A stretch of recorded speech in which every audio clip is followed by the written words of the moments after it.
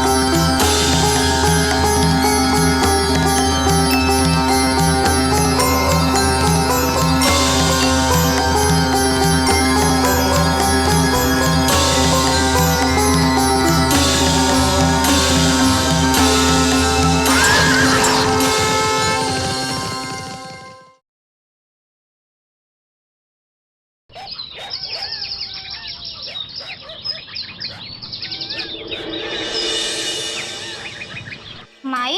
हाँ बचवा, हम इतना करिया काहे हैं? घरे में सब करिया हुवन, वही से तू करिया हुआ। तो मंगला इतना गोर काहे हो? तोर दादाजी गोर रहलन ना, वही से मंगला गोर हो। हमार दोस्त हमके कल्लू करके चिढ़ावेला। अरे तन काला होए से कुछ नहीं होला बेटा, मन गोर होए के चाहिए। एकर का मतलब? मतलब मन गोर होए के चाहिए, और का? शारदा बिटिया। अरे चाचा जी बड़ा दिन बाद आइला। पाए लागू। खुश रहा खुश रहा खुश। चाची कैसे नहीं? ठीक है। और रजनी? वो ठीक है। अच्छा चाचा जी। खुश रहा खुश रहा खुश रहा। तोहर का समाचार है? सब कुछ है चाचा जी, सब बढ़िया। मंगला कहाँ? अंदर कमरा में सुतर। अले बेटा तोरा लेल बिस्किट ले ला बचवा, दादाजी हवन। हाँ ले ला। मंगला के भी दिया। हाँ शारदा। हाँ बेटवा के अच्छा संस्कार दे ले हो। अरे प्रणाम। का हाल चाल? ठीक है आपन? हाँ बहुत बढ़िया बहुत बढ़िया। आज ही कह रहे हो? अरे आज ही तो ऊपर हैं, हापे का बाट जो हथे कागज पत्र लिया हुआ ना। हाँ। एक बात बतावा, ये एकाएक जमीन गिरवी रखे का कौन जरूरत पड़ गल तुके? अब का करल जाए, एक तो डकैती कमर तोड़ देलस, ऊपर से बेटिया के बिहाव हो कपार पर। अरे ये दिवा करवा। हाँ आजी पाँव लागी। आवा आवा तो हरे तो बाट जो हत रहली। अच्छा आजी चला आवा। चला।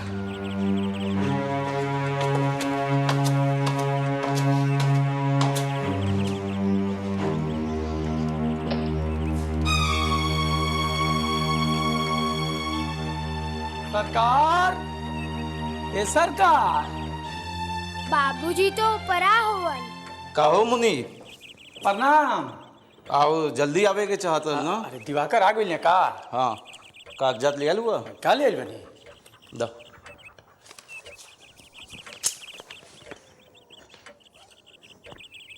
वंदना, ए वंदना। कहा भैया? तू तो बहुत सुंदर लिखेलू ना। हाँ ला एक के दस्तावेज लिखता। अच्छा ठीक।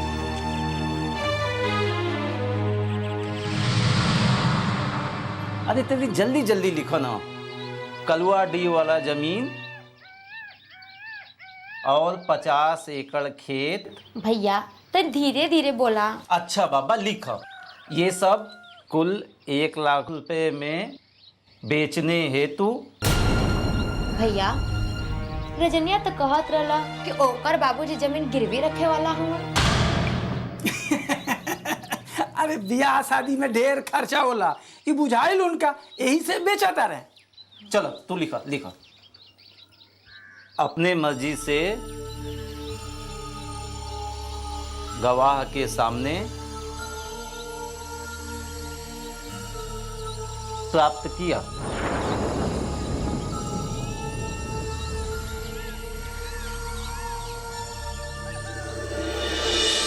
बस इतने ही बड़ी मुश्किल से जुड़ पाल बा। और वैसे भी जेके दा वो असल तो छोड़ा, सुधो देवे में 10 ठे नौटंकी करेला। आजी फसल हुई दी, हम कुल पैसा चुका दे। चला ठीक बा। अरे बट्टे सरवा। हाँ भाई। सब जगह तैयार है किनारे। हाँ ये दिवा करवा के दिखाए दे, नहीं तो बाद में हमें के गरियाई। ना जी हमके तू लोगों तो पूरा भरोसा है। लावा पेन लावा। चलो 10 खत करा। यहाँ ना तो हर गवाह कह रहा हूँ मैं। आजी गवाह तो ना ले ली। हम जानत रहली एक बदे पंचायत से मुनीम जी के बुलेले है। ए मुनीम जी तनी 10 खत करा था और 2 गो गवाह चाहिए ना। हाँ तो ध्यान से करिए। अरे बदरिया के ये बदरिया के बना ला ना। अरे बदरिया हेरिया चल तनी अंगूठा लगा। चल ले। ध्यान से लगवाइए ऐसे। देख यहाँ पे लगाए ले, पहले हाथ में लगाओ। ध्यान से लगाइए, समझ ले कि ना। लगाओ। चल चला इला अपन पैसा और बिटिया का ब्याह धूमधाम से करा, समझ ले कि ना। बहुत अच्छा आजी, बस अपने के आशीष चाहिए। हाँ आशीष तो है ये हमारे। अच्छा आजी हम चलत हैं। अच्छा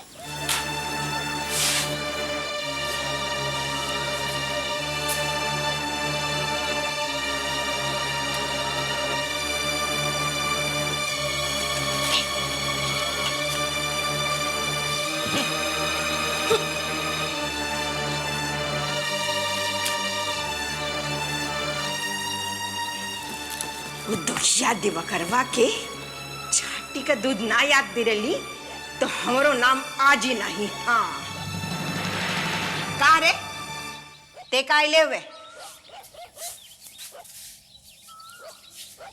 अरे गुड़वा का दबात हुए रे। आजी कहा तोहरे कहले पे तो हम अंगूठा लगा देंगी। हाँ बाकी आजी हमों को हिस्सा मिली ना आजी। अच्छा तो तुम्हें खेत चाहिए। आए खेत दे थई बित्ता बित्ता करके दे। काहे से कि एक एक बित्ता करके 1 बीघा हो जाले। हाँ तो दे 1 बित्ता करे हमसे खेत ले बे।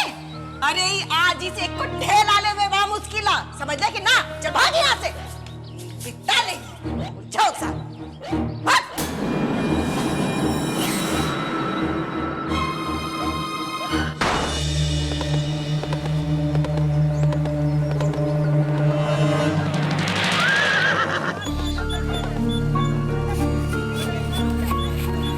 बाबू रुकी, बाबा का घोड़ा रुक जा, चलो बाबू।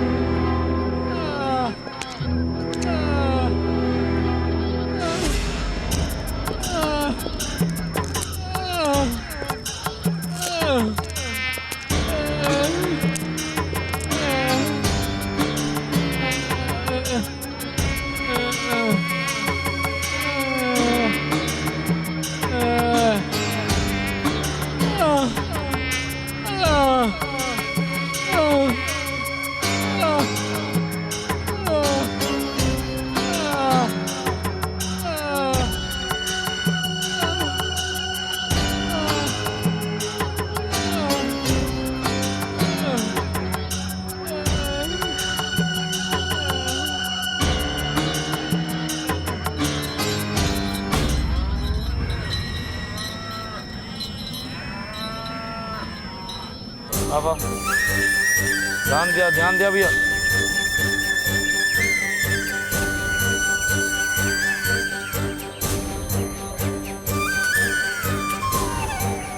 कब है? लागत है कोनो जहरीला कीड़ा काट ले लेगा। हकीम साहब अंदर ले चलो। हाँ हाँ चलिए चलो।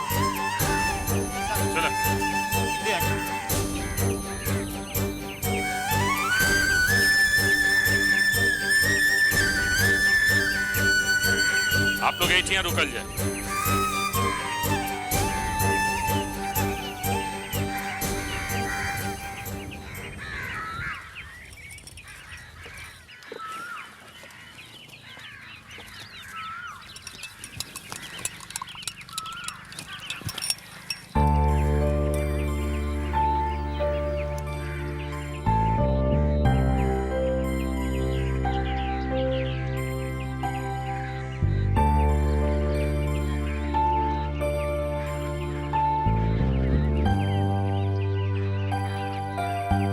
एकर हालत बिगड़त ह।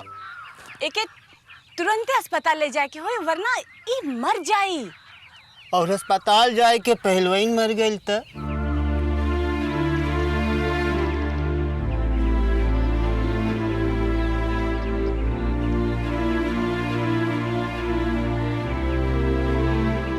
आप लोग समझने की कोशिश क्यों नहीं करते?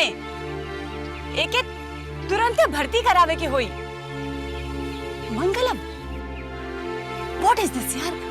ओकरा पहले एकरा के कुछ अंग्रेजी दवाई जैसन देके हुई।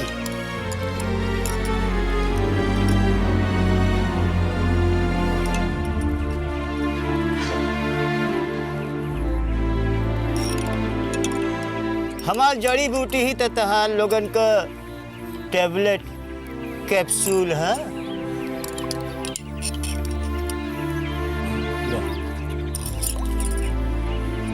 मंगला, व्हाट इज दिस यार?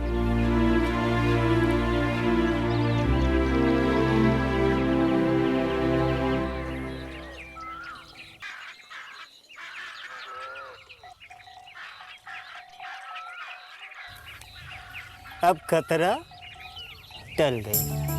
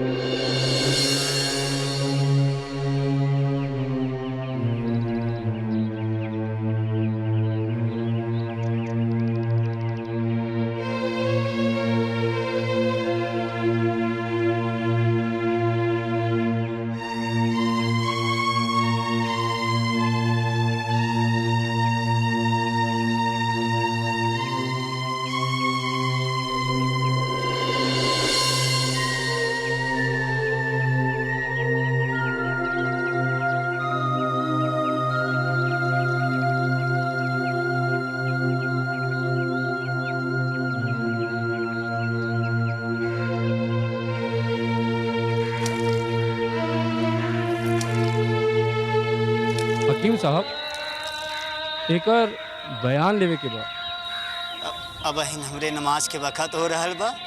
अब मरीज का थोड़ा आराम करे दा।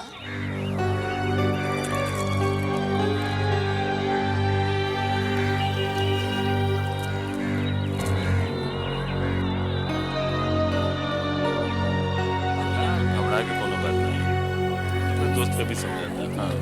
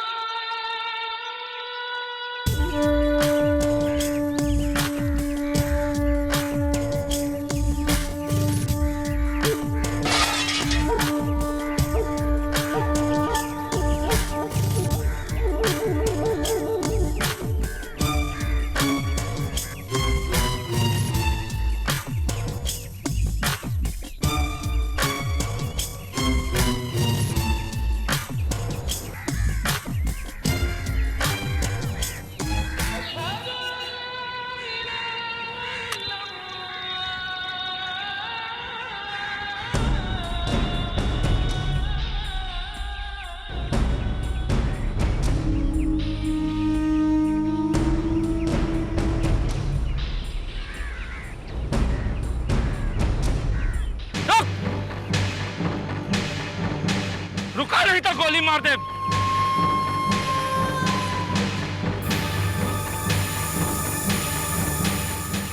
इधर देख, हथियार फेंक।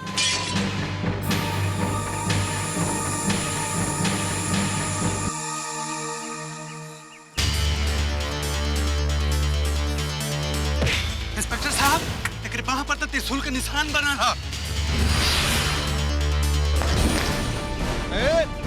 पकड़, अरे पकड़ो के, रुक, रुक तो नहीं तो गोली मार दे। अरे पकड़, अरे पकड़ो के, रुक तो नहीं तो गोली मार दे।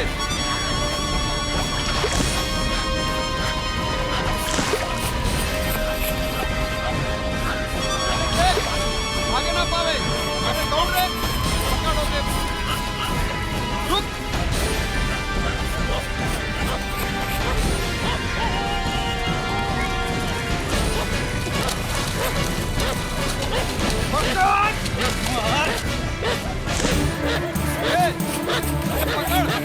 पकड़ो के, तो गोली मार दे। देख, भागे ना पावे, दौड़ रे, पकड़ो के,